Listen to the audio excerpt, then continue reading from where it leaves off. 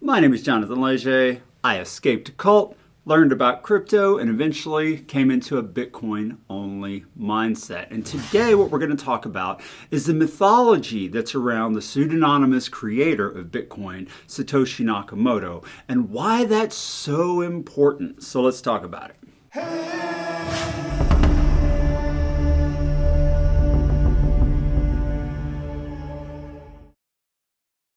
I've teamed up with the Konsensus Network, a Bitcoin-only enterprise which publishes and translates books about Bitcoin from a variety of respected Bitcoin educators.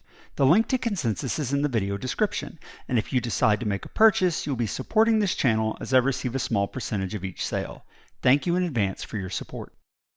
This is my Substack where I write articles about Bitcoin and I discuss them in these videos. The article I'm going to discuss today is called The Importance of Bitcoin Mythology.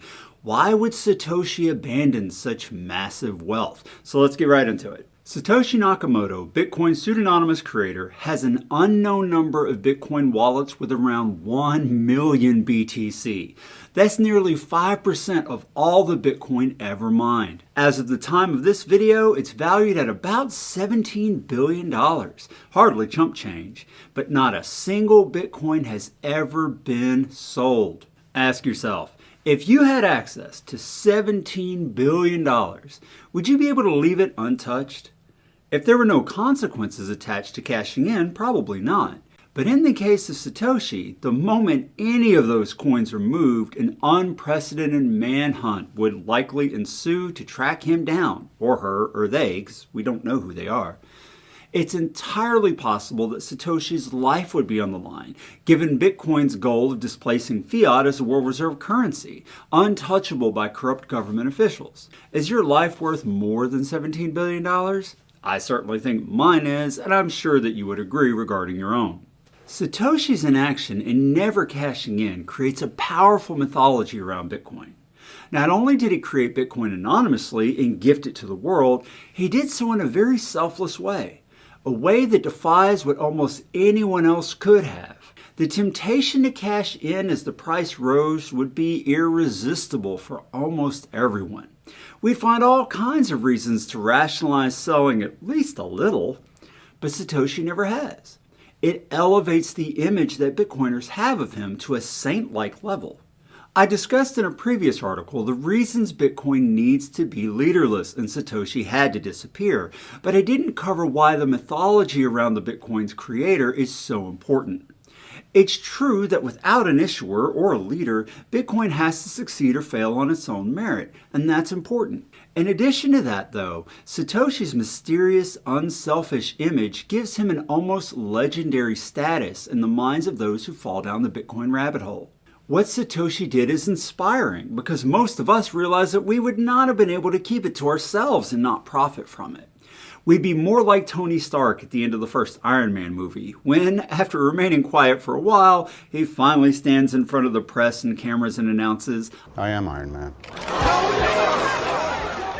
Creating something so monumentally important and impactful, having the genius and the skill set needed to put it together, and keeping that to yourself would be a very difficult thing for anyone to do. Our tribal human nature revels in its status, and Satoshi would have millions of adoring fans. He would be the Elon Musk of Bitcoin. Many major religions of the world have a principal mythical figure. Christianity has its Jesus, Islam has Muhammad, Buddhism has the Buddha. Although all of those figures did all the human things that all humans must do, adherents to the religions don't see them as human.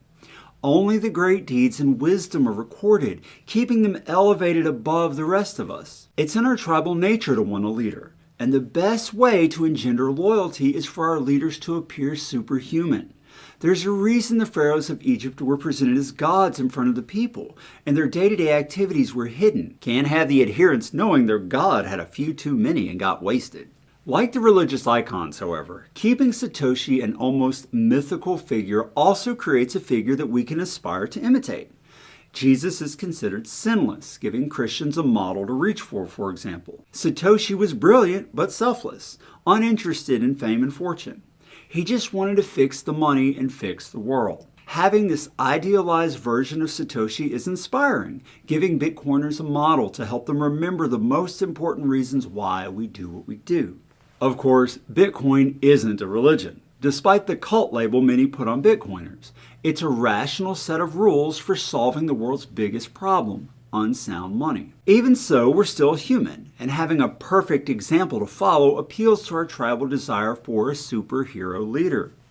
Deep down, though, we all know that Satoshi had faults and flaws like the rest of us. It just helps never to be confronted with them. On top of that, Satoshi's decision never to sell any of his Bitcoin can be seen as a sign of his unshakable confidence in the technology's ability to achieve its goals. If he had sold any of it, we would have reason to question.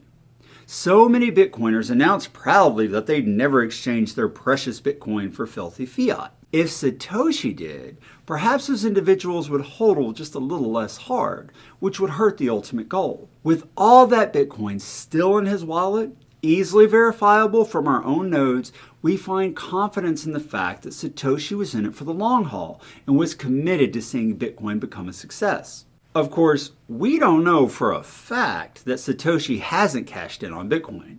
We only know he created 1 million BTC that has never been touched. For all we know, Satoshi may have mined another million BTC and spread it around a variety of other wallets, cashing it in as needed and living it up on some island resort somewhere. That would be a perfectly human thing to do, and I don't think anybody would blame him for that.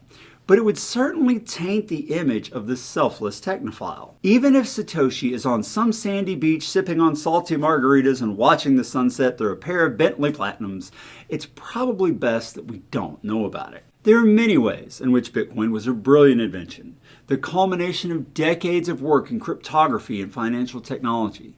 Satoshi stood on the shoulders of many giants to arrive at the technological marvel that is Bitcoin. But it seems to me that he was also an avid student of history, religion, and human nature. If you're going to change the world, you have to understand humanity on more than just the ones and zeros level. Satoshi clearly did, and that's something we should all be grateful for. His ability to weave pristine sound money together with mythology, ideology, and inspiration is the world's best hope for a future free from the enslavement of fiat.